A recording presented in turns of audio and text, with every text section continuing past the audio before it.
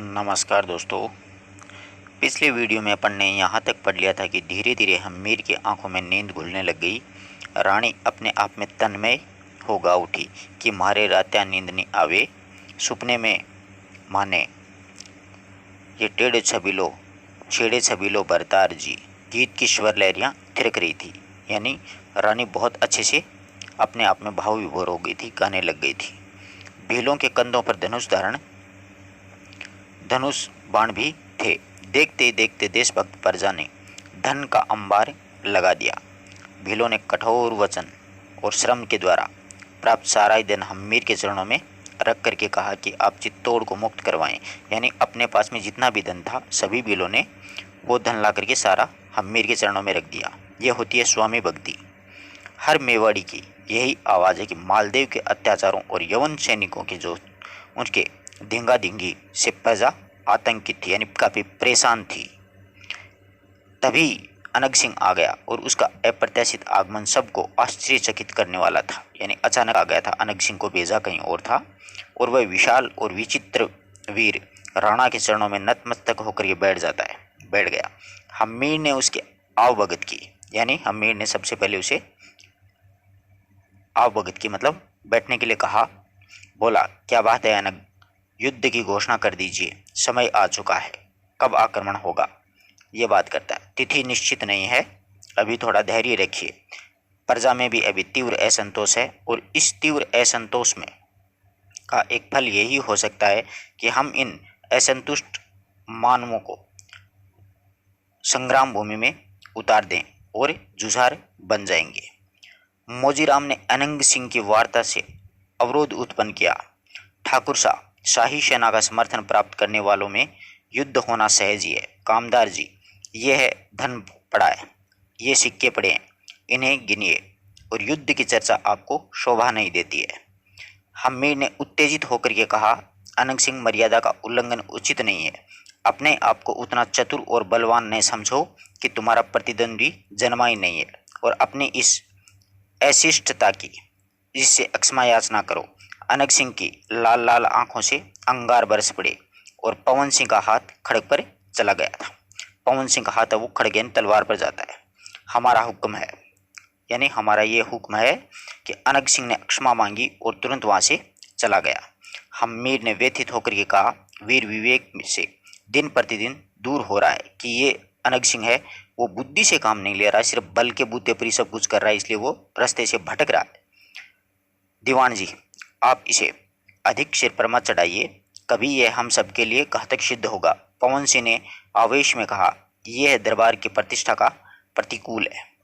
हम्मीर ने पवन सिंह को शांत करते हुए कहा, अधिक आवेश में हमारे विनाश का कारण भी बन जाएगा, तो मेरा तुम सब से जाकर के अनग सिंह को बुलाओ और उसे हमारी तलवार दिखाना और कहना कि राणा जी ने तुम्हें इसी समय बुला रहे हैं, कि राणा जी तुम्हें वापस बुला रहे हैं।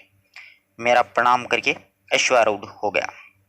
मेरा गया था उसे बुलाने के लिए, वो प्रणाम करके अश्वारूढ़ यानी घोड़े से उतरा। वह पवन वेग से पर्वत के संकीर्ण पथ से भागा जा रहा था, क्योंकि पर्वतों में क्या है कि पतले पतले रास्ते होते हैं। तो उससे हम्मीर ने पवन सिंह से कहा, पवन सिंह, तुम्हारी स्वामी भक्ति, वीरता और जो कर्तव्य हैं उसमें कर्तव्य परायणता अनुकरणीय है, लेकिन उसके साथ साथ चित्तौड़ के लिए गौरवमय भी है। मैं तुमसे एक प्रार्थना और करना चाहता हूँ। अब इस अनग सिंह से मतलब पवन सिंह से और क्या प्रार्थना चाहते हैं कि तुम अनग सिंह के स्वभाव के पार में मान लो। देखो, मैं तुम्हें आज्ञा नहीं देता हूँ, मैं ये भी जानता हूँ कि तुम इस पर अपना निर्णय नहीं है, किंतु अपन चित्तौड़ के लिए भी हमारा मान ही श्रेष्ठ करे। आप हर बार मुझे ही दबाते हैं, क्यों? पवन सिंह ने कहा कि आप हर बार मुझे क्यों दबाते हो, अनग सिंह को क्यों नहीं कहते हो? उसको भी गुस्सा आ गया। इस पर समझाना, यानी मूर्ख जो होता ना उसको समझाना ठाकुर होता हुआ बुद्धिमान को एक सपने ही, पता नहीं ये अक्सर वापस कटे फटे आ गए, इसलिए पढ़ने का आनंद नहीं आ रहा बीच बीच में।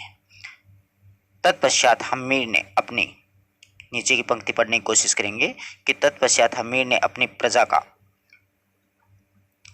प्रवादन किया, पता नहीं अपवादन किया और संध्या यानी वचन दिया, पता नहीं सन दिया, वह शीघ्र ही अपनी मातृभूमि को मुक्ति दिलाएगा।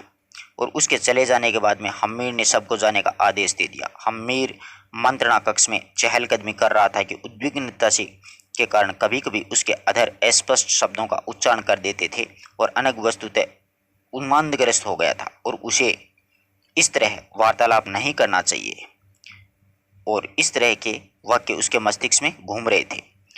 दुरागत पदचाप हम्मीर ने कर्णहुकरी के सन्निकट आने लगी। हम्मीर अपने भावों को परिवर्तन करने लगा। जो उग्रता व कठोरता उसके चेहरे पर व्यक्त हो गई वह दूर होने लगी और उसकी जगह सहज सौम्यता विराजी। हम्मीर ने अनग सिंह का सम्मान है वो मुस्कान के साथ में किया और मेरा चला गया। हम्मीर ने मधुरता से किंतु अनग की ओर से न देख करके कहा, राज मर्यादा के विरुद्ध कोई आचरण ऐसा ही होता है। कभी कभी उसका गंभीर रूप राजविद्रोह की संज्ञा भी ले सकता है, पर अनग सिंह से हमें ऐसी आशा नहीं है। वह हमारा दायां हाथ है। हम अपने दाएं हाथ को अपने से अलग नहीं कर सकते, लेकिन हाँ, अनग अगर अपना दायां हाथ विषाक्त होकर के तुम्हारे सारे शरीर को हानि पहुंचाने में लगे तो तुम क्या करोगे? काट दूंगा, अनग सिंह ने आवेश में कहा कि मैं उसको काट डालूंगा। किंतु हम इस सिद्धांत के विपरीत हैं। हम सबका उपचार करेंगे, अच्छे अच्छे वेदों को दिखाएंगे। इस पर भी वह ठीक नहीं हुआ तो हम उसे काट करके अलग कर देंगे, काट के फेंक देंगे। हम्मीर का संकेत अनग सिंह समझ गया था और उसका मुख ताम्रपर्ण सा हो गया था और आंतरिक क्रोध पर उसने बहुत आधिपत्य करना चाहा। फलस्वरूप उसके सारे शरीर में जड़ता व्याप्त हो गई। वह तुम्हारा आर्थिक सम्मान करते हैं, वीरों में तुम्हें भी वीर शिरोमणि समझते हैं। हमें यह भी विश्वास है कि तुम्हें केसरी सिंह की भी पराजित नहीं कर सकता। यानी केसरी सिंह है, शेर को बोलते हैं ना, वो भी पराजित नहीं कर सकता। पर दुख इस बात का है कि तुम शिष्टता की परिधि के बाहर जाने लगे हो। अनग, क्या तुम्हारी बातों के कारण समस्त मेवाड़ की एकता, अखंड अविच्छिन्नता भंग हो जाए और बप्पा रावल के द्वारा स्थापित सूर्यवंशियों का शौर्य जो है वो समाप्त हो जाए, हमारे जागरण को अक्षति पहुंचे, लोग तुम्हारे जैसे पराक्रमी को देशद्रोही कहें, क्या तुम यह सब सह सकोगे? चुप क्यों हो, बोलते क्यों नहीं हो? ये सारी बात उसको समझाता है। यानी मूर्ख आदमी होता है ना, उसको जोर दे दे करके बात बतानी पड़ती है। तो अनग सिंह इसी प्रकार का था। वो शरीर से बड़ा बलिष्ठ था लेकिन बुद्धि बच्चे की सी थी उसकी। अनग सिंह गर्दन झुकाए खड़ा था। अब बोल भी क्या सकता है? यह तुम्हारी स्वामी भक्ति का सम्मान करते हैं सभी। हमें तुम्हारी नीयत पर भी तनिक संदेह नहीं है, किंतु यह सब बात तब नितांत गौण हो जाती हैं, यानी कमजोर पड़ जाती हैं, जब तुम भरी सभा में राजकुल की प्रतिष्ठा को हुंकार के सहारे उठाकर चले जाते हो। यह कहाँ तक उचित हो सकता है? गहरा मौन छाया रहा चारों तरफ। हमें दुरस्त एक मेघ खंड को निहारता रहा। वह भीगे हुए स्वर में बोला, तुम नहीं जानते कि मैं तुम्हें कितने गौरवशाली पद पर प्रतिष्ठित करना चाहता। मेरी यह हार्दिक इच्छा है कि तुम मेवाड़ के सेनापति पर पद पर चित्तौड़ को विजय करा दो, पर तुम्हारी उग्रता, प्रचंडता और आक्रोश जो है सबको संदेह में संदिग्ध कर देते हैं। यानी आश्चर्य होता है, इस प्रकार का शंका होती है मन में। क्या भविष्य में तुम्हें संतुलन देखना पड़ेगा? अनग सिंह व्यथित हो उठा और उसकी आकृति की कठोरता लुप्त हो गई थी। तत्पश्चात की रेखाएं उभर करके उसके चेहरे पर छा गई। वह दुखपूर्ण स्वर में रुकता सा गया और इस प्रकार से ये जो लाइनें हैं वो भी कट गई है। कहानी का बीच में मजा खराब कर देते हैं सारे। तुम्हारी अब पता नहीं वर्ती का पुत्र ही है, ये क्या लिखा है? तुम्हारी स्व नागरिक वर्ती का पुत्र ही है सकते हैं। तुम हर घड़ी युद्ध में व्यस्त रहो, किंतु इतना अवश्य ध्यान रखो कि वह युद्ध देश की गौरवशाली परंपराओं को समाप्त न करे। ऐसा ही होगा। शपथ खाते हैं। अनग सिंह शांत हो जाता है, यानी उसको शपथ दिला देते हैं। तुम्हें शपथ खाकर विश्वास देना ही होगा। अनग सिंह ने कहा, शपथ की क्या आवश्यकता है? आप नहीं अनग सिंह, मुझे वीर की शपथ का भी उतना ही भरोसा है जितना उसकी वीरता का। तुम्हें शपथ खानी ही पड़ेगी और तुम्हें मुझे वचन देना ही पड़ेगा। शपथ खाता हूँ कि भविष्य में ऐसा कोई भी कार्य नहीं करूँगा जिससे देश की मान मर्यादा और एकता को भंग होने की आशंका हो। देवी सिंह हम्मीर ने प्रहरी को पुकारा। प्रहरी मस्तक झुका करके कहा, बड़ो तुम हुक्म है राणा जी, कामदार जी को बुलाकर लाओ। थोड़ी ही देर में क्या हुआ कि मंत्रणा कक्ष में मोजीराम आ पहुंचा। अब कक्ष में अनंग, मोजीराम और हम्मीर गंभीर मंत्रणा करने लगे। फिर मोजीराम का मुख पीला होता हुआ जान पड़ा, मानो उसे हम्मीर की बात पसंद न आई हो। हम्मीर ने कहा, आज हम अनंग सिंह को समस्त मेवाड़ का सेनापति बनाते हैं। यह अपनी अतुल शक्ति के शत्रु हैं, दांत खट्टे करेगा। अनंग सिंह को हम्मीर ने भेंट में मूठ की तलवार दी और जिसकी म्यान मखमल और चांदी की बनी हुई थी। जो तलवार कई सहस्त्र रुपयों की थी, यानी हजारों रुपयों की थी। तलवार को सौंपते हुए हम्मीर ने कहा, आज से तुम मेवाड़ के सबसे जिम्मेदार योद्धा हो और भविष्य में तुम्हारा उठाया हुआ कोई भी कदम मेवाड़ की जय अक्षय का जिम्मेदार होगा। अप्रत्याशित हम्मीर के चेहरे पर उत्साह समाप्त हो गया और वह तुरंत जाते हुए अनंग सिंह को रोक करके कहा, बैठो, अभी तुम्हारी प्रामाणिक नियुक्ति नहीं हो पाई है। पद के साथ बहुमत की भी आवश्यकता होती है कि आपको कितने लोग चाहते हैं। यहाँ पर कामदास जी, पवन सिंह, मेरा, वीर सिंह, खेत सिंह और उसके पुत्र जो गेत सिंह, उमराव, गिरिराज आदि सभी को बुलाया गया था। वहां पर सभी आ जाते हैं। चंद ही घड़ियों में सारे सामंत और उमराव आ गए और कामदार ने सबके समक्ष राणा हम्मीर का मंतव्य रख दिया कि ऐसा करना चाहते हैं हम्मीर। पवन सिंह तमतमा उठा, क्योंकि बराबर का योद्धा था। पवन सिंह की भंगिमा से असंतोष झलक रहा था, यानी उसके अंग प्रत्यंग से ऐसे असंतोष उसके चेहरे से लग रहा था।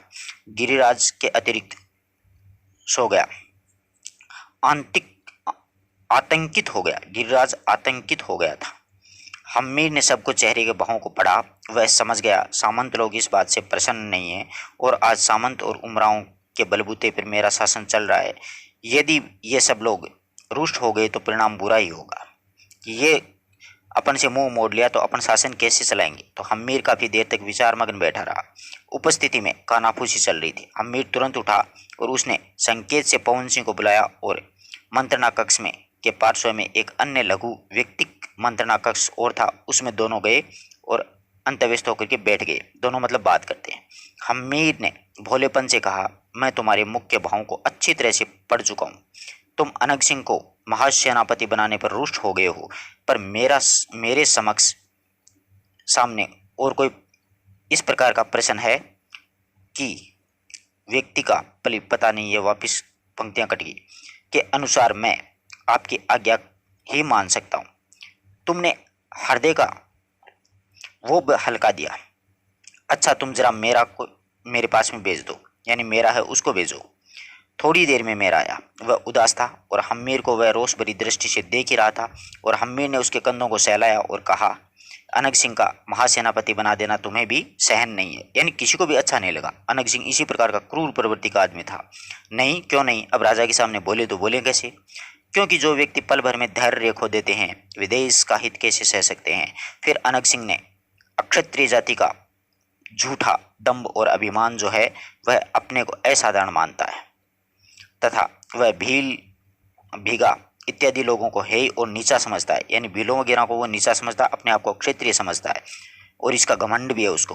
और उसके साथ जरा भी भाईचारा नहीं रखता है, उसको वह केवल दास समझता है। राणा जी, वह हम गरीबों का जीना भी दूभर कर देगा। नहीं मेरा नहीं, हम्मीर समझाता है मेरा को, तुम उसे गलत समझ रहे हो। फिर तुम मेरी चाल नहीं समझ सके हो। मैं चाहता हूं कि इसे सेनापति बना करके तलहटी की ओर भेज दूं। वहां अनंग सिंह ललाट अनंग सिंह वह लूटपाट और धन संग्रहण करता रहा। तुम विश्वास रखो कि तुम्हारी जाति के लोगों को जरा भी कष्ट नहीं देने पाओगे। हम्मीर संभल करके बोला, फिर यह राज्य के नियमानुसार सेनापति थोड़े ही बनाया जा रहा था। जब तक चित्तौड़ का गढ़ अपने अधिकार में नहीं आ जाता और मैं विधिवत राणा नहीं बन जाता, तब तक नाम मात्र का सेनापति ही कहलाया और इस निगूढ़ बात को वह नहीं समझ सकेगा। पद के प्रलोभन और शान में वह मतवाला बना खूब जी जान से काम करेगा और इससे हमें लाभ ही होगा। देखो मेरा, अभी हमें व्यक्तिक वैमनस्य और द्वेषता को विस्मृत करके अपने देश के उत्थान और उसकी स्वाधीनता के बारे में सोचना चाहिए। कहीं ऐसा ना हो कि पासा उल्टा पड़ जाए, कि चारों तरफ देखना पड़ेगा। नहीं, ऐसा नहीं हो सकता। हम्मीर बौद्धिक मार नहीं खा सकता। वह भी अपने पूर्वजों की तरह दूरदर्शी है। अनागत विपदा और आपदा को वह पहले दूर करके ही कदम उठाता है, यानी उसको दूर कर देता है। कोई समस्याएं आती हैं तो मीरा ने उसकी बात को मानते हुए कहा, फिर जैसे आपकी मर्जी, केवल मेरी मर्जी नहीं हो सकती है। मैं अपने सारे मित्रों को रुष्ट करके किसी एक व्यक्ति विशेष को प्रसन्न करना नहीं चाहता। तुम्हारा परामर्श चाहता हूँ। यदि वह नाम मात्र का सेनापति बना भी रहे तो क्या हर्ज है, मुझे कोई आपत्ति नहीं है। बस ऐसे ही सुनना चाहता था। हम्मीर बाहर आ गया। उसने समस्त सरदारों व उमराओं को संबोधित करके कहा, समय और शक्ति देखते हुए ठाकुर अनंग सिंह जी हमारे सेनापति बनाए जाते हैं। इसका शौर्य और स्वामी भक्ति से सभी परिचित हैं। मुझे आशा है कि आप सब भी इसे स्वीकार करेंगे। किसी को भी किसी प्रकार की आपत्ति हो तो वह निसंकोच होकर के कहे। मेरा भय खाने की कोई आवश्यकता नहीं है, कि मेरा मुझसे डरने की कोई आवश्यकता नहीं है, क्योंकि मैं भी आपकी तरह चित्तौड़ का सेवक हूँ, एक लिंगेश्वर महादेव का दीवान जो हूँ। मुझ में आप में इतना ही अंतर है कि मैं उसकी सेवाओं के लिए जिम्मेदार चाकर हूँ। और अनंग सिंह ने एकलिंगेश्वर की जय जयकार की और बाद में हम्मीर के प्रति उसने अपनी कृतज्ञता ज्ञापित की तथा उसने समस्त सरदारों से विश्वास दिलाया कि वह अपने देश और देश के लोगों के प्रति सदा ईमानदार रहेगा। यह शपथ खा लेता। रानी शयनागार में थी, यानी सोई हुई थी, अर्धशायित थी, यानी थोड़ी थोड़ी उसको नींद आ रही थी। गांव तकिए का संबल था, तकिया लगा रखा था और उसकी पीठ को अपराह्न काल का समय चल रहा था। हल्का हल्का शीत आरंभ हो गया था। रानी नवागत शिशु की सुगत समृद्धि के विगत की हीनता विस्मृति कर चुकी थी, यानी बचपन में उसके साथ जो बीता था ना उसको याद करके वो थोड़ी सी परेशान थी। लेकिन जब कभी पुरानी दासियां उसे छिपे छिपे उसके तथाकथित कलुष जीवन के पृष्ठ खोल करके कहती कि ऐसी कलंकिनी महारानी के कारण चित्तौड़ में कभी भी सुख आनंद नहीं हो सकता, मंगलश्री यहाँ आ ही नहीं सकती। हमारे यहाँ महान पवित्र देवी पद्मिनी हुई थी। राणा रत्न सिंह की रानी थी ना पद्मिनी, 16,000 रानियों के साथ में उन्होंने क्या वो जोहर किया था अलाउद्दीन के टाइम की, तब की बात है, जो कि धर्म की रक्षा हेतु जोहर में जल उठी थी। और यह है अशुभ अमंगलकारी है, इतनी मतलब गालियां दे रही थी। तब उसका मन वेदना से भर उठता था, यानी बहुत बुरा लगता जब अपने कोई आदमी ऐसा कहता ना। तो बेचारी ये भी रानी थी, उसके भी सीने में छोटा सा दिल था। रानी पीड़ा से अवश होकर के उन दासियों की वीणा काटने को आतुर वाणी काटने को आतुर हो जाती कि इनकी जीभ न कट जाए। फिर वह शांत हो जाती। यथार्थता कहाँ तक छिपी रह सकती है, उसे कहाँ तक रोका जा सकता है। लेकिन तब उसके मन में अपने पिता के प्रति घृणा का सागर लहरा उठता और अपने भाइयों के प्रति उसके मन में विद्रोह जाग उठता। ये सब झूठ था, बेचारी को इसको सच्चाई बताई नहीं गई थी। जब तक कामदार को बुला करके अनुनय करती, उसे चित्तौड़ को तुरंत विजित करने के आदेश दे देती। हालांकि वह जानती थी कि चित्तौड़ विजय सहज नहीं है और उसमें उसके आदेशों की जरा भी कीमत भी नहीं है। कल पता नहीं क्यों हम्मीर उसे प्यार करता करता रह गया और हल्का हल्का शीत और उन्मादित करने वाली ऋतु थी, यानी बसंत ऋतु चल रही थी। हल्की हल्की ठंडी हवाएं आ रही थी। हम्मीर रानी से आमोद प्रमोद की चर्चा कर रहा था। दोनों प्रेम भरी चर्चाएं कर रही थी। रानी हम्मीर को अंकशायनी थी। अंकशायनी मतलब गोद में भरना, ना गले लगाना, आलिंगन करना। और हम्मीर उसे अपने चित्तौड़ की रानियों की त्याग की कथाएं सुना रहा था। और हठात हम्मीर उठ खड़ा हुआ और यह कहकर वह शयन कक्ष से बाहर निकल गया कि यह सुख यथार्थ है और वह भोग अनुचित है। यह विलास पीड़ादायक है। जब तक चित्तौड़ की मुक्ति नहीं होगी कुछ नहीं कुछ नहीं कुछ नहीं। उसके दिलो दिमाग में चित्तौड़ घूम रहा था। रानी ने हम्मीर को रोकना चाहा था पर हम्मीर रुका नहीं। वह सीधा प्रतौली से दूसरे कक्ष में चला जाता है। दासी को आज्ञा दे दी गई कि वह किसी को भी भीतर न आने दे। रानी गई, किंतु दासी ने व्यवस्था प्रकट कर दी। रानी ने अधिक हट नहीं किया। वह जानती थी कि हम्मीर का क्रोध आकाश पाताल एक कर देगा, कि बड़ा खूंखार प्रवृत्ति का आदमी काट डालेगा।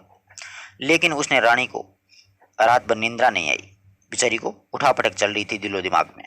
वह अवश्यया पर करवटें बदल रही थी। मानस पटल पर तिरस्कर्ता तथा अभिशप्त जीवन नाच उठा था, जो महलों में राजनीतिक स्वार्थों की पूर्ति के लिए लाई गई थी और संपूर्ण जीवन भर उसके संभव विलास से युक्त कक्ष में व्यतीत करना पड़ता था। किंतु उसकी ओर से उसके पति का तीक्ष्ण दृष्टि भी नहीं पड़ती थी। हालांकि हम्मीर उस रूप में उसे प्यार करना चाहता था, फिर भी हीनता जो रानी के मन में प्रकट हो गई थी, यानी हीनता प्रकट हो गई थी, वह उसे हम्मीर की साधारण सी अब वापिस अक्सर तब वह अपने मन में अनुचित या पता नहीं कर देती है, तब वह आत्मीयता पर अक्षर कट गया। उसके मुख पर भी भेद भरी शांत मुस्कान खेल रही थी। वह रानी के मनोवेग को बड़ी तटस्थता से सुन रहा था। जब रानी ने सब कुछ उगल दिया तब कामदार ने कहा कि मैं आपके दुख को समझ सकता हूँ, लेकिन चित्तौड़ विजय सहज नहीं है, यानी चित्तौड़ की विजय आसानी से नहीं होगी। फिर आपको यहाँ लाने से क्या लाभ हुआ? रानी ने आवेश में आकर के कह दिया उस कामदार को, मोजीराम को, मैं अपना काम संपूर्ण निष्ठा से कर रहा हूँ, अभी अवसर की प्रतीक्षा में हूँ, अवसर आते ही मैं अपना कार्य आरंभ कर दूंगा, तब तक मैं मर जाऊंगी। वो कहती है, ऐसा नहीं कहिए रानी साहब, आप चित्तौड़ की भावी राणा जी की राजमाता जो हो, आपके मुख से ये अधूरे या अनुचित बोल जो हैं, अणुते अणुते होते हैं ना, अनुचित बोल शोभा नहीं देते। आपको अखंड धैर्य रखना चाहिए। आप इस तरह उद्विग्न होगी और फिर हो गई तो कर्तव्य की पूर्ति अब आपको मेरे साथ होना पड़ेगा। यह भूल जाना पड़ेगा कि मेरा कोई भाई है और मेरा कोई बाप भी है। आप चित्तौड़ की विधवा महिषी हैं। यदि चित्तौड़ विजय नहीं हुआ तो सारा का सारा दोष आपके माथे पर मढ़ा जाएगा। सभी यही कहेंगे कि एक अपशुकनी है और इसके लिए अब आपको मेरा साथ देना ही होगा। मैं आपको वचन देती हूँ कि मैं आपका तन मन से साथ दूंगी। आप जैसे कहोगे मैं वैसे ही करूंगी। हामी भर लेती है रानी। तब सुनो रानी, हम शीघ्र ही चित्तौड़ जाएंगे, लेकिन मैं ऐसी दशा में कैसे जा सकती हूँ? मैं राणा जी से अनुरोध करूंगा कि यदि रानी जी मेरे अनुरोध से उस मर्म को समझ गए तब आप और मैं वहां चलेंगे। पर प्रयोजन क्या होगा कि किस कारण से जाएंगे चित्तौड़? हमारा प्रयोजन होगा चित्तौड़ विजय। चित्तौड़ विजय होने के पश्चात एक विधवा के प्रति जो लौकिक धारणाएं होती है ना, उनको निर्मूल करना, एक मेवाड़ वासियों को आपके प्रति श्रद्धेय बनाना। आप नहीं जानती कि परिस्थितियां वश में होने से यहाँ के सरदार चुप बैठे हैं, वरना वे इस प्रश्न को अभी समस्या यानी एक भयंकर समस्या बना देते और न मालूम ये रूढ़िगत या फिर अधपरंपरावादी वीर आपके जीवन को क्या परिणाम देते हैं। आंतरिक विरोध अब भी देखने को मिलता है, यानी अंदर ही अंदर आपका विरोध तो हो रहा है, ये तो मैं देख रहा हूँ। ओ कौन से जन्म का पाप है जो मुझे मिल रहा है? मैं ईश्वर से प्रार्थना करती हूँ कि मुझे मृत्यु क्यों नहीं देता। वह विचलित स्वरे में बोली, आप नहीं जानते कामदार जी। राणा जी हंसते हंसते एकदम विषाद में डूब जाते हैं। लगता उन्हें भी मेरे जो कारण है उसका सच्चा सुख नहीं है। आप निश्चिंत रहिए, ईश्वर की कृपा हुई तो भाग्य के साथ दिया हुआ तो आप यहाँ की प्रतिष्ठित महारानी होंगी। अच्छा मैं चलता हूँ। रात को गुप्तचर समाचार लेकर के आया कि अनंग सिंह ने शत्रुओं के एक पूरे साथ को रोक कर लूट लिया, और ये भी सुनने में आया कि अनंग सिंह ने 30 व्यक्तियों को मौत के घाट उतार दिया। सचमुच ये पूर्व जन्म का कोई राक्षस ही था, यानी इतना क्रूर प्रवृत्ति का आदमी था, हर किसी को मार डालता था। मोजीराम वहां से सीधा हम्मीर के पास गया। हम्मीर पूजा गृह में पूजा अर्चना कर रहे थे और मोजीराम सेवक की तरह है उसको कह करके एक बार चला गया। फिर वह राणा जी से निवृत्त हो तब मुझे सूचना दे देना कि ये पूजा पाठ कर लेंगे राणा जी, तो मुझे सूचित करना, फिर बात करनी है। लगभग क्या हुआ कि 1 कटिया के बाद हम्मीर पूजा से निवृत्त हुए। 1 घंटा लग गया। जीवन सिंह और उसका भाई उसको लेकर के आया हुआ था, और अनंग सिंह मेरा विश्वास अब आगे कट गया। मोहम्मद तुगलक का कोई शिपलैसार था, यानी उसका कोई सिपाही वगैरह था। मालूम हुआ कि यवन सेना के लिए ये ले जाया जा रहा था, तुर्की सेना के लिए। अच्छी बात है, तुम जा सकते हो। जीवन सिंह इधर गया और उधर मोजीराम ने प्रवेश कर लिया। प्रणाम करके उसने निवेदन किया, आपसे मैं विशेष मंत्रणा करने को यहाँ पर आया हूँ। कहिए कामदार जी। अब कामदार जी बोलता है, इन दिनों की घटनाओं के कारण मालदेव चौहान व उसका पुत्र जो जैसा वो एकदम परेशान हो उठे होंगे। निरंतर असहयोग और छुप छुप करके युद्ध की नीति से उनकी शक्ति क्षीण होती गई है। तब और महारानी सा चित्तौड़ जाकर के उन्हें अपनत्व का भरोसा दिलाते हैं और यह धन उन्हें वापस कर देते हैं। उससे प्रार्थना करते हैं कि भविष्य में हम आपको किसी प्रकार की हानि नहीं पहुंचाएंगे। इससे क्या होगा? अब राणा पूछता है, इससे ये होगा कि अप्रत्याशित आक्रमण के समय हमें चित्तौड़ प्रवेश में किसी तरह की विषमता का सामना नहीं करना पड़ेगा। आप नहीं जानते कि वह दुर्ग कितना सुरक्षित है। शत्रु को विजय करने में अपना सारा बल लगा देना पड़ता है। वह समुद्र की सतह में बहुत ऊंचा है और उसका परकोटा अत्यंत मजबूत है। इसके अतिरिक्त पांडल पोल, भैरव पोल, हनुमान पोल, ये ध्यान रखना, चित्तौड़ के किले के मुख्य द्वार हैं, गेट जिसको बोलते हैं, गणेश पोल, चोड़न पोल, लक्ष्मण पोल, राम पोल, भैरव पोल, ये सारे। इस पे भीषण लोहा और पाषाण के द्वारा भवन तथा चौहानों के वीर सिपाहियों का कड़ा पहरा रहता है और सभी को सहजता से नहीं हटा सकते। इसके लिए छल की आवश्यकता बहुत जरूरी है। युद्ध है ना, वो हमेशा छल से जीता जाता है। वीर ठाकुरों राजपूतों का क्या धर्म नहीं कर सकते, यानी वो धर्म युद्ध नहीं कर सकते, धर्म राजनीति का सहोदर नहीं बन सकता। अलाउद्दीन की बात पर विश्वास कर आपके पूर्वजों ने चित्तौड़ को शमशान जो बना दिया है, और उस जैसा शक्तिशाली बादशाह भी चित्तौड़ के लिए 6 माह घेरा डाले रखा था। यानी अलाउद्दीन 6 माह तक घेरा डाले रखा, लेकिन चित्तौड़ का कुछ नहीं बिगाड़ सका। घेरा डाले पड़ा रहा और अंत में उसे छल कौशल से ही संबल लेना पड़ा, यानी छल का ही सहारा, संबल का मतलब सहारा लेना पड़ा कि वह रतन सिंह से दोस्ती करना चाहता है और वो पद्मिनी को ले गया था। लेकिन हमारे राजपूत इसे स्वीकार नहीं करेंगे, उसकी आवश्यकता ही क्या है। पर मैं रानी शाह को नहीं भेज सकता, आप जानते हो ना, अकेले जाइए। कि आप चाहते हो तो अकेले चले जाइए, रानी को नहीं भेजूंगा, क्योंकि हमीर का खुद का मन था रानी पर। आपको वहां भेजने में आपत्ति क्या है, कामदार पूछता है। हमीर ने तनिक विहंस करके कहा, अभी तुमने कहा था कि धर्म राजनीति का सहोदर नहीं हो सकता और जो नीति धर्महीन होती है उसका कोई विश्वास नहीं कर सकता। मैं तुमको इतना ही अधिकार दे सकता हूं कि तुम चित्तौड़ जा सकते हो, जैसा आपका हुक्म है। बेचारा कामदार चल पड़ा, किंतु हमीर की भरकुंठियां तन गई, उसको गुस्सा आ गया था। क्या है राणा जी, कोई संदेह है? तुम कभी ऐसी बात कर देते हो कि जिससे कि मनुष्य को अपने ऊपर भी विश्वास नहीं होता है।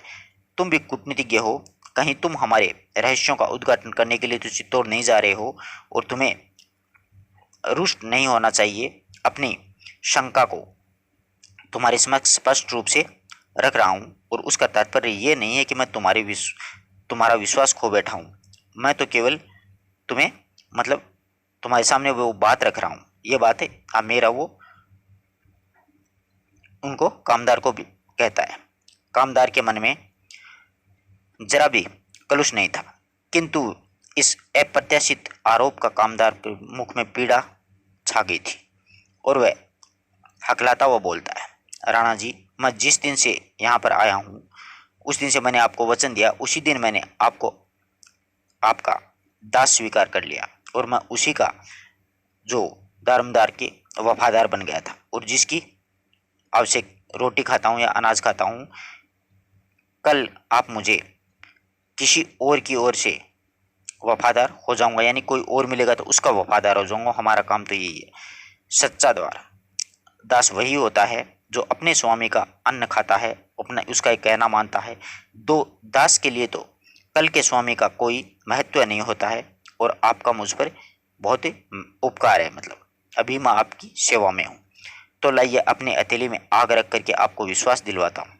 वो बेचारा विश्वास दिलाता है। हथेली जलती रहेगी और मैं तब तक उस अंगारे को अपने हथेली से नहीं गिराऊंगा जब तक आप ये नहीं कहेंगे कि मुझे तुम पर विश्वास है। राणा जी, आपने अपने हृदय में ये शंका उत्पन्न करके अच्छा नहीं किया।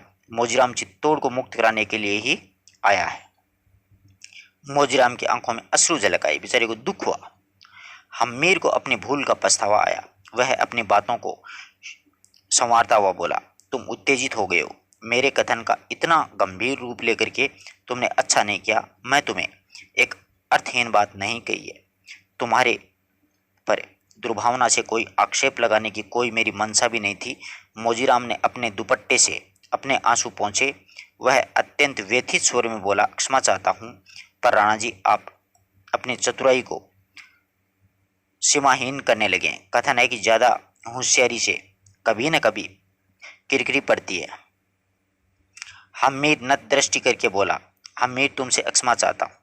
मुझे व्यर्थ में अपराधी क्यों बनाते हो? मैं आपके चरणों की धूल हूँ, चाकर हूँ। बस भविष्य में मन को पीड़ा देने वाली बात मत कहिएगा, ऐसा अनुरोध करता हूँ कि आगे जो जीवन में इसी बात मत करना जिससे कि मुझे दुख हो। हमीर ने बात को बदलना ठीक समझा। वह चौंक करके बोला, तुम चित्तौड़ कब जा रहे हो? आज ही। वह सारा धन साथ लेकर के जाओगी? हाँ, तुम कहो तो मैं एक क्षमा पत्र भी लिख दूं। अवश्य, ये बात और भी ठीक रहेगी। तुम तैयार हो जाओ, मैं अभी पत्र लिख देता हूँ। हमीर वो पत्र लिखने को तैयार हो जाता है। मोजीराम चलने लगा। हमीर ने उसे रोकते हुए कहा कि एक बात और है कामदार जी। क्या है राणा जी? चित्तौड़ के द्वारपाल से मित्रता कर लेना और उसे समझा देना कि जब हम कभी भी आए तो तुम हमें द्वार खोल देना, कि चित्तौड़ के द्वार खोल देना। जी हुक्म। मोजीराम ने जाने के बाद में चारण अमरदान जी आ जाते वहां पर। उनके आगमन की सूचना मिली तो अमरदान जी कई दिनों के बाद आया था और हमीर उसे देख करके उल्लास से भर उठा। सम्मान से आसन दिया चारण को और अमरदान जी ने उनकी प्रशंसा में एक कवित पढ़ डाला, क्योंकि चारणों का तो काम यही था ना, खड़े खड़े ही मतलब छंद बना दिया करते थे। दूसरा आड़ा एकमात्र विश्व के ऐसे कवि हैं जिनकी सिरों में एक देवता के रूप में मतलब एक मंदिर में मूर्ति है। ठीक है। दूसरा आड़ा अकबर के दरबार में हुआ करते थे। बहुत दिनों के बाद दर्शन दिए राणा जी। अब बूढ़ा हो चला, आना जाना होता ही नहीं है, घुटनों में भी बड़ी पीड़ रहती है, यानी बूढ़ा आदमी होता है तो घुटनों में दिक्कत होती है। राजवेद को क्यों नहीं दिखलाते? आज मैं उन्हें आपके घर भेज देता हूँ और आपके बिना हमारे जो पुरुष है उसको कौन जगाएगा? पुरुष का मतलब हमारा जो आदमी का होता है ना स्वाभिमान, उसको कौन जगाएगा? अमरदान ने अक्षमा करके हमीर के मुख को देख लिया, फिर बोले, चारण केवल कविता नहीं करता है साहब, यह कविता के साथ साथ खड़क भी चलाता है कि हमने कविताएं नहीं लिखी हैं, साथ साथ में आपके साथ युद्ध भी लड़े हैं। और यह बात भी सही है, जैसा चारण बहुत खतरनाक मतलब महापराक्रमी योद्धा हुआ था हल्दी घाटी के युद्ध में, और वह मुझ में खड़क चलाने की शक्ति नहीं है। हालांकि मैं बूढ़ा हो गया हूं, फिर भी मुझे अब युद्ध से करना होने लगी है, यानी अब मैं बूढ़ा हो गया हूं, तलवार नहीं चलती, इसलिए थोड़ा सा अजीब लगता है लड़ाई करना। वेद की हिंसा की उपादेयता कुछ नहीं है, मैं पूजनीय काकासा की बात को मानता हूँ, अहिंसा का युद्ध करता हूँ, ऐसा अमरदान जी ने कहा। और उससे आगे भी सोचता था कि हिंसा के प्रतिशोध भी हिंसा से नहीं लिया जा सकता। और अब ये वापस अक्सर कटे कटे आ गए हैं, अगला पढ़ते हैं। आपका ये विचार अभी सफल नहीं हो सकता, यानी जो विचार रखा था वो सफल नहीं हो सकता। एक सूत्र में संगठित नहीं हो जाता तब तक ये मंत्र व्यर्थ है। प्रजा की एकता ही उसका आधार है, क्योंकि जब तक प्रजा के वीर छोटी छोटी जो टुकड़ियां बना बना करके झगड़े करते रहेंगे तब तक सामूहिक विरोध संभव नहीं है। व्यक्ति को आत्मा की रक्षा भी आवश्यक है। हमीर ने कहा कि मैं विचारों का स्वागत करता हूँ चारण जी, यह अहिंसा का युद्ध या उद्घोष इस काल के लिए उपयुक्त नहीं है। आप मेरे एक प्रश्न का उत्तर दीजिए। कल सज्जन पुरुष जा रहा है, उससे शत्रु ने उस पर आक्रमण किया, समझ लीजिए वह बच गया, और उस समय क्या करेगा? अपने शत्रु से कहेगा कि मुझ पर एक प्रहार और करे। यह परंपरा व्यक्तिक नपुंसकता को ही जगा देगी। अमरदान ने गंभीर स्वरों में कहा, तब घाती दूसरा प्रहार कर ही नहीं सकता। मनुष्य में करुणा होती है और वह स्वतः जाग जाती है।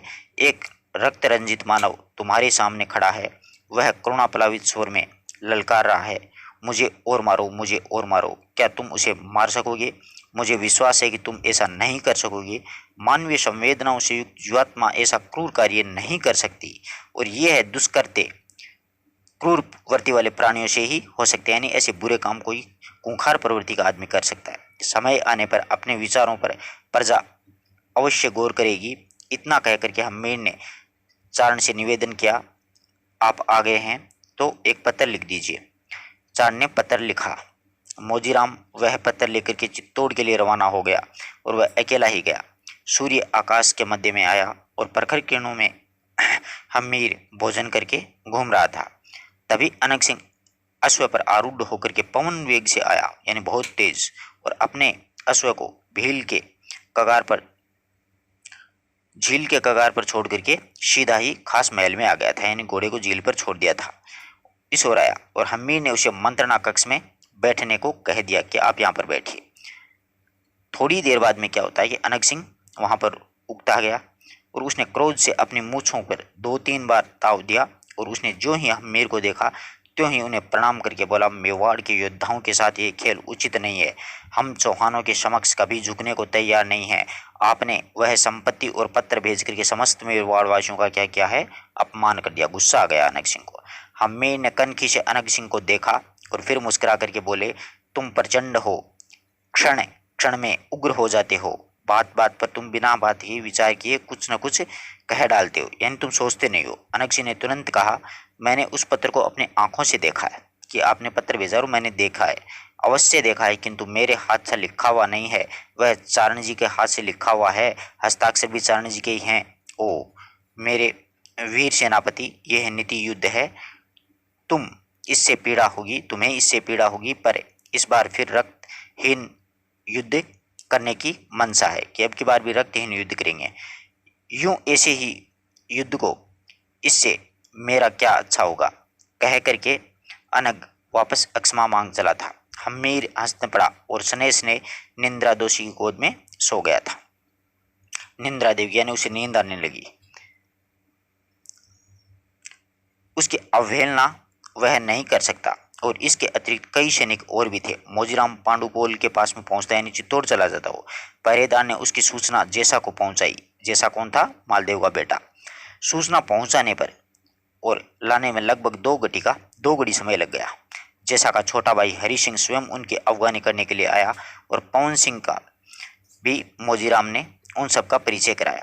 प्रारंभिक कार्यों से निवृत्त होकर के पवन सिंह और मोजीराम जेसा के दरबार में पहुंचे, और जेसा चित्तौड़ के राज सिंहासन पर बैठा था, और पवन सिंह की रग रग में आग लग रही थी, और उसके मन में सहसा विचार उठा कि वह अभी तक दुष्ट का खून करके चित्तौड़ पर अधिकार कर ले। ऐसा मतलब पवन सिंह सोचने लग गया। कामदार पवन सिंह की आंतरिक स्थिति समझ गया था। उसने तुरंत ही पवन सिंह से कहा, एकलिंगेश्वर जी के दीवान का पत्र आपको दीजिए। और पवन सिंह ने पत्र जेसा के हाथ में दे दिया, और जेसा ने हाथ में पत्र लेकर के पढ़ा, और पढ़ते पढ़ते उसकी प्रसन्नता की बाहें खिल गई थी, यानी खुश हुआ।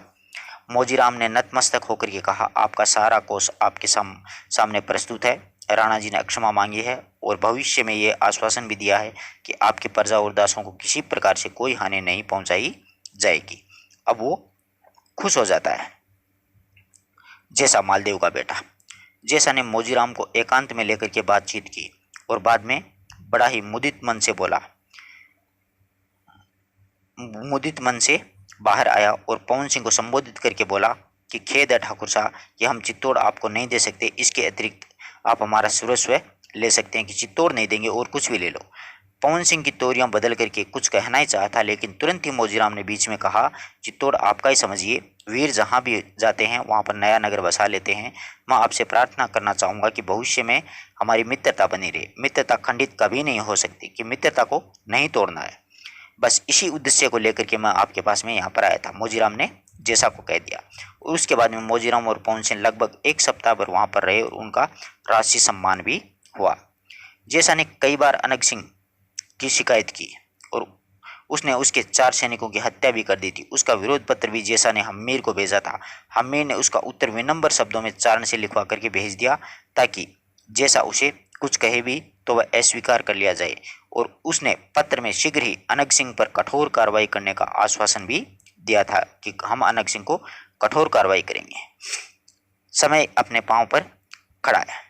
आज प्रभात का प्रथम प्रहर से ही समस्त केलवाड़ा के सहस्त्र प्राणी यानी हजारों प्राणी तीव्र उत्कंठा से शुभ संवाद की प्रतीक्षा कर रहे थे, और रानी प्रसव पीड़ा से कराह रही थी, यानी हम्मीर के कोई पुत्र होने वाला था। हम्मीर, पवन सिंह, मोजीराम, अनग सिंह, मेरा और ठाकुर उमराव सभी सभा के प्रतीक्षा गृह में बैठे हुए थे इस प्रकार से। और राज्य की ज्योतिष भी इस मुद्रा में प्रफुल्लित थे कि भविष्यवाणी की कि रानी जी को पुत्र ही हो, कि रानी को बेटा हो। और अब यहां पर अक्सर इस प्रकार से कटे हैं कि कुछ समझ में नहीं आ रहा। हम्मीर ने अपने ही कक्ष में चहलकदमी कर रहा था। वह धोती पहने हुए था, और उसकी अभी एक अंग ढीले अंगरेखे से समावृत था। उसके चेहरे पर बेचैनी थी, परंतु आंखों में यानी औत्सुक्य झलक रहा था। कभी कभी उसके मुख पर उल्लास की वीची धावत रही थी। एकाएक बरबड़ी दासी, एक कोई बरड़ी दासी थी बूढ़ी, वो दौड़ी दौड़ी आई, और उसके मुख पर अनगिनत प्रफुल्ल लहरियां नाच रही थी। वह आनंद से गदगद स्वर में बोली, राणा जी की जय, राणा जी की जय, आपके कुंवर हुआ यानी बेटा हुआ। कुंवर हम्मीर प्रसन्नता के मारे पूरा बोल ही नहीं सका, और वह अवरुद्ध कंठ से रुकते रुकते बोला, खुशियां मनाओ। और बरड़ी ने बड़ी बड़ी काली आंखें चमक उठी, और उसकी दृष्टि हम्मीर के कंठहार पर थी, क्योंकि दासियां होती है ना, उनकी दृष्टि वहीं पे रहती है। और कंठहार के मोती छोटे छोटे जुगनुओं की भांति चमक रहे थे। राणा जी मेरी बधाई, लो बधाई। और उसने अपने हाथ से स्वर्ण कंकण और बरबड़ी को दे दिया, और बरबड़ी हर्षोन्मत्त चिल्ला पड़ी, जुग जुग जीवो, राजकुमार चिरंजीवी हो कुंवर जय राणा जी की, क्योंकि हार मिल गया था ना उसको। तत्पश्चात वह शुभ समाचार सर्वत्र फैल गया था। केलवाड़ा के निवासियों में नवीन स्फूर्ति का संचार हो गया। अंतःपुर के भीतर और बाहर सैलानियों जो ढोली थे वो ढोलियां व पुत्र जन्म के गीत गूंजने लगे थे। हम्मीर की आज्ञा से प्रजा को धन बांटा गया था। लगता है कि सारा संताप दूर होकर के इन स्वाधीनता के मतवाले मेवाड़ियों में केवल आनंद ही आनंद आ गया है। वह दिन आनंदोत्सव में बीत गया था पूरा। अब हम्मीर रात दिवस एक ही चिंता में लगा रहता था कि किसी तरह चित्तौड़ को प्राप्त किया जाए। और उसने बरडी को बुलाया और उससे निवेदन किया कि वह मेरी ओर से देवी माँ से विनय करे कि अब हमें सहायता करें। वारू जो था ना, वरुड़ी देवी चारणी का पुत्र, वो उसके माँ के घर की ओर से आए कि वारू वापिस आए हमारी सहायता करने के लिए। धन्यवाद। अगला अपन नेक्स्ट वीडियो में पढ़ेंगे।